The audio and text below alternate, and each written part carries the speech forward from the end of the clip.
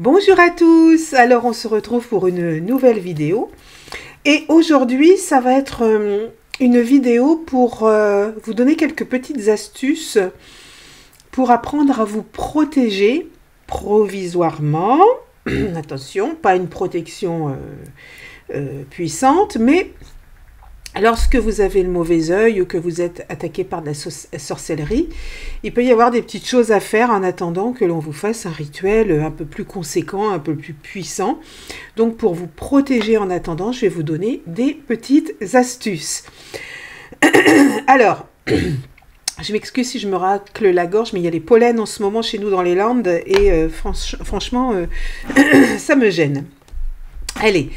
Donc, des petites astuces pour vous protéger. Premièrement, qu'est-ce que vous pouvez faire? Donc, vous pouvez déjà protéger votre maison, parce que votre maison, c'est votre sanctuaire, c'est votre place forte, c'est l'endroit où vous devriez vous sentir le plus en sécurité, en harmonie. En fait, votre maison, c'est votre cocon. Malheureusement, il se peut que des énergies négatives puissent s'infiltrer et perturber cette harmonie. Donc il existe plusieurs façons de purifier votre maison. Alors, la première qui est très connue, que tout le monde connaît plus ou moins, c'est utiliser l'eau et le sel. Donc en mélangeant, alors le sel parce qu'il est connu pour des propriétés purifiantes, et l'eau parce que elle apporte la vie et elle est protectrice. Et en mélangeant les deux, du coup, on obtient un puissant outil de purification, et donc il suffit de mélanger les deux. Et là, vous obtenez donc quelque chose qui va vous protéger. Alors, il suffit de dissoudre le sel dans l'eau. Par contre, vous pouvez aussi utiliser de l'eau bénite. Si vous en avez, c'est encore mieux. Vous mélangez ce sel dedans et vous l'éparpillez dans toute la maison, en insistant sur les coins et les entrées de votre maison.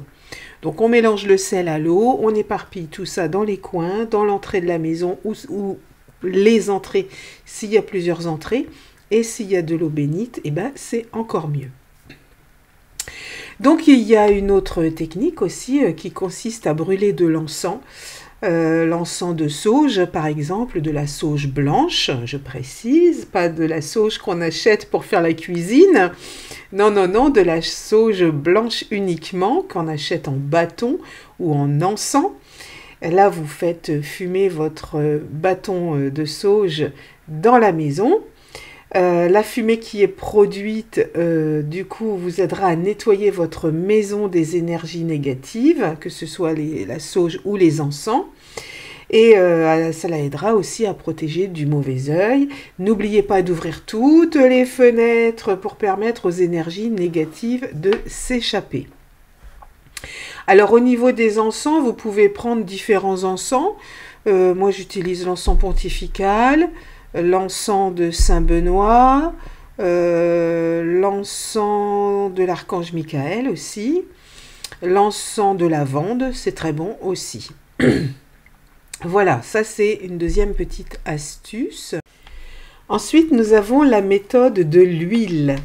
Alors l'huile, elle a été utilisée depuis l'Antiquité pour des propriétés curatives, protectrices. C'est une méthode populaire pour se protéger du mauvais œil. Donc cette technique, on la trouve beaucoup en Méditerranée parce qu'elle est dans la culture méditerranéenne. Donc elle consiste en fait à déposer quelques gouttes d'huile dans un récipient rempli d'eau. Donc en fait, vous prenez une assiette creuse, tout simplement. Vous mettez dedans de l'huile, et si ça fait des petites gouttes comme ça, éparpillées, ça pourrait indiquer effectivement la présence du mauvais œil. Donc pour l'éliminer, il suffit tout simplement de répéter ce processus jusqu'à ce que l'huile ne forme qu'une seule goutte dans l'eau. Il ne faut pas de petites gouttelettes éparpillées, il faut que vous arriviez à avoir une seule goutte dans votre récipient d'eau.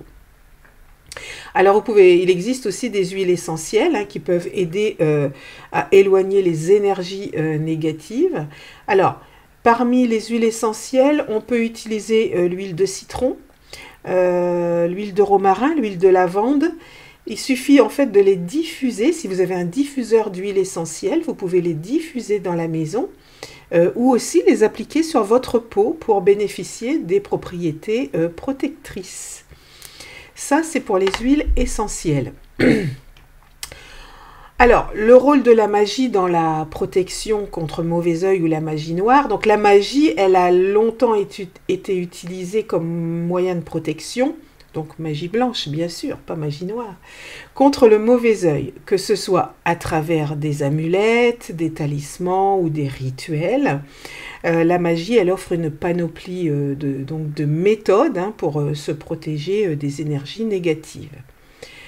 Alors, par exemple, vous pouvez porter en pendentif la main de Fatma, cette main qui est connue. Donc c'est une amulette en forme de main qui est censée détourner le mauvais œil et apporter la chance aussi à celui qui porte cette main de Fatma. D'un autre côté, les rituels de protection peuvent être également très efficaces parce que ces rituels varient aussi d'une culture à une autre, mais ils impliquent souvent la récitation de prières ou de formules magiques, l'utilisation de plantes protectrices ou alors la réalisation aussi de gestes symboliques.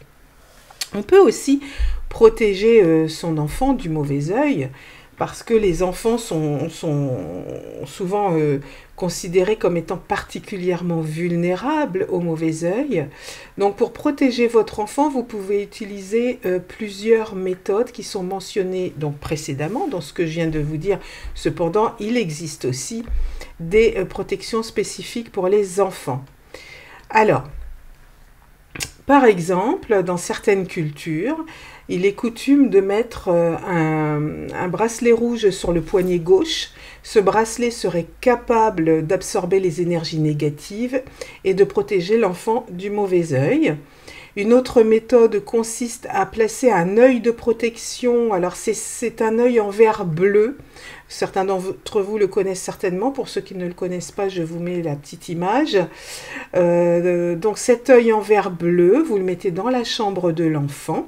Et cet œil est censé repousser les énergies négatives et censé le protéger donc du mauvais œil pendant son sommeil.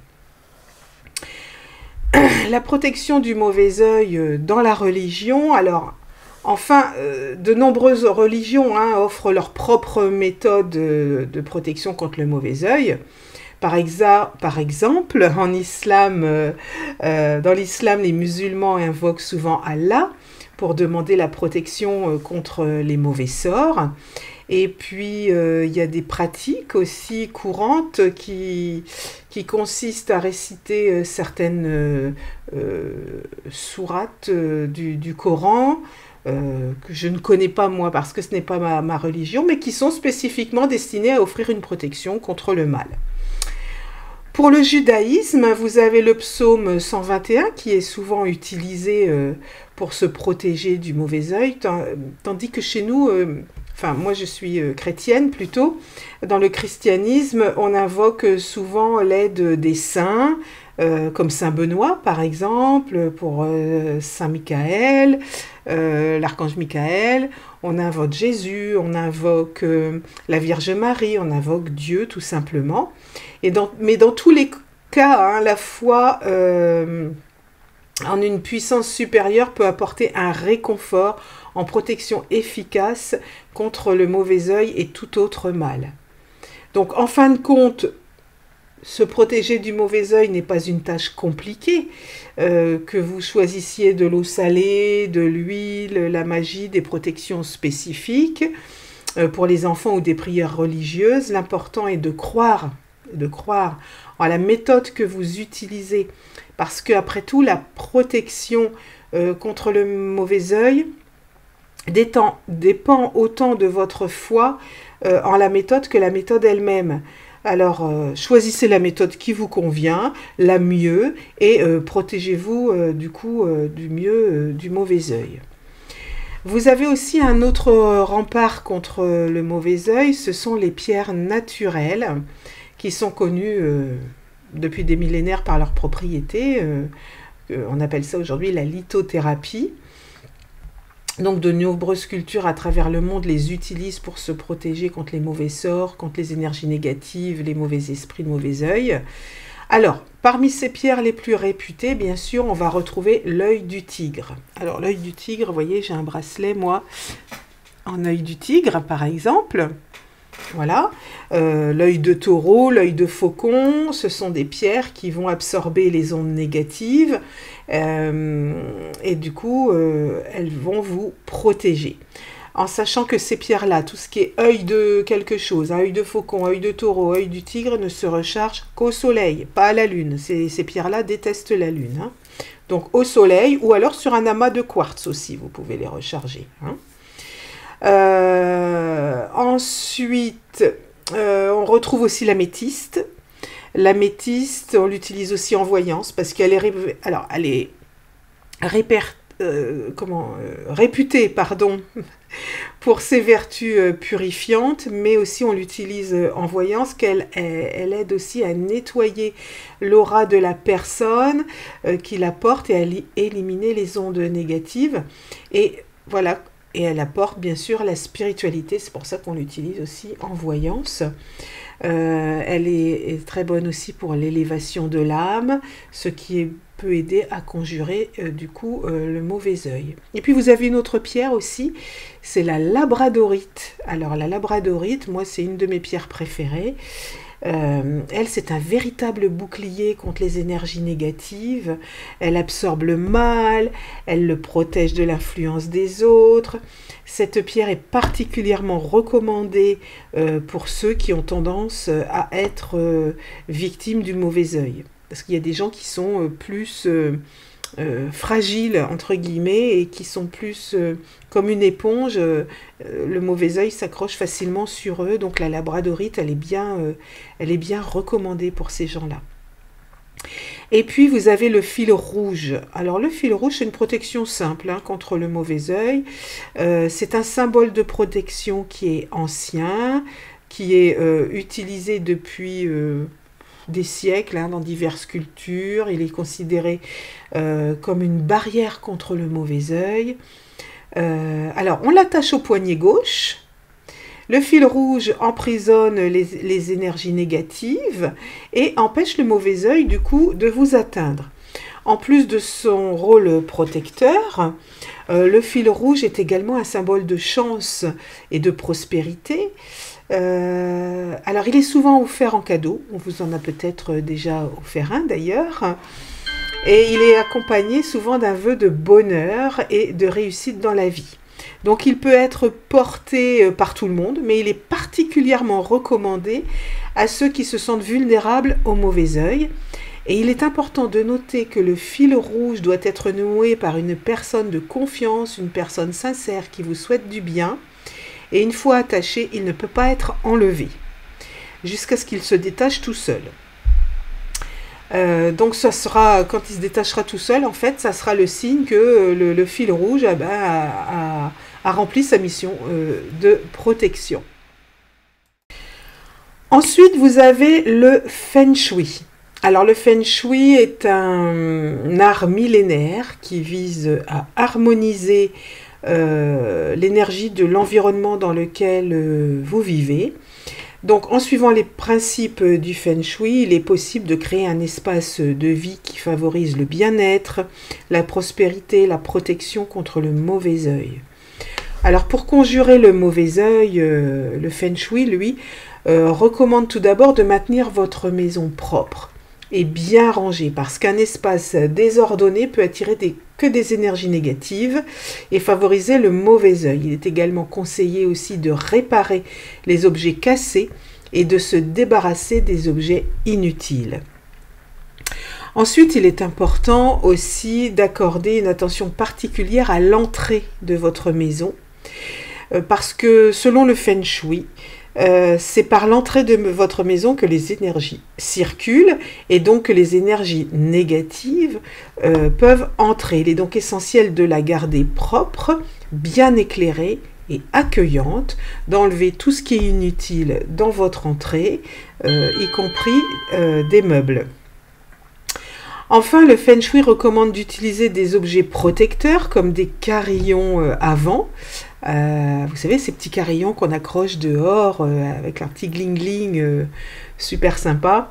Moi, j'ai un carillon tibétain depuis des années sur ma terrasse. C'est du pur bonheur. Et ça vous protège aussi. Vous pouvez utiliser des cristaux. Alors, placés au bon endroit, ces objets peuvent aider donc à repousser les énergies négatives et à protéger votre environnement, votre maison du mauvais œil.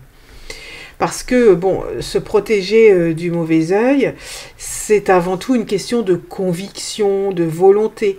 Que vous choisissiez d'utiliser des pierres, le fil rouge, le Feng Shui, bref, l'important, c'est de croire en la méthode que vous utilisez et de l'adopter en toute confiance.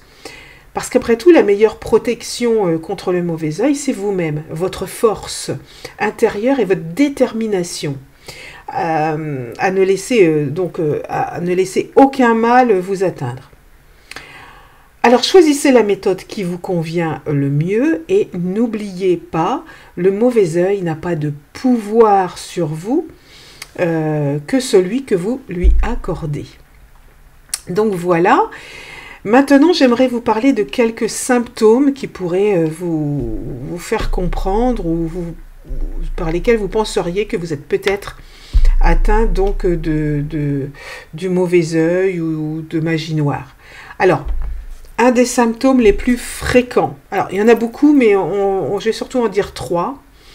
Un des symptômes les plus fréquents, c'est l'épuisement, c'est la fatigue. Le signe d'un mauvais œil, c'est l'épuisement constant. Vous êtes fatigué, tout le temps fatigué, même si vous avez bien dormi, vous avez tout le temps ce sentiment d'être fatigué, vous n'avez plus de vitalité, vous êtes vidé, c'est vraiment un des symptômes récurrents du troisième œil. Vous pourriez vous sentir fatigué même après avoir bien dormi parce que les énergies négatives drainent votre vitalité. D'accord? Donc ça, c'est un des symptômes qui pourrait faire penser qu'on est sous emprise d'un mauvais œil ou d'une magie noire.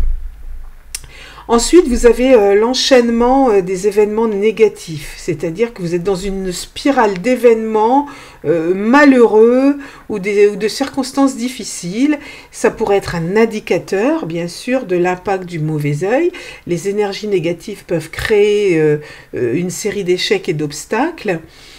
Et c'est comme si vous arrivez tout le temps, vous en sortez pas, vous avez un malheur, un souci, et ça y est, vous le réglez, il vous en arrive un autre derrière, donc ça s'arrête jamais.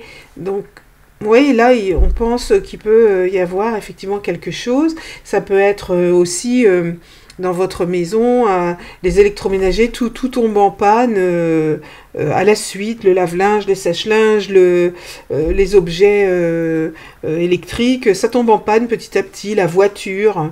Voilà, ça, si ça s'arrête jamais, parce qu'il peut y avoir ce qu'on appelle la loi des séries, mais bon, ça s'arrête, hein, un objet tombe en panne, un deuxième, un troisième, ok, mais après, ça se calme.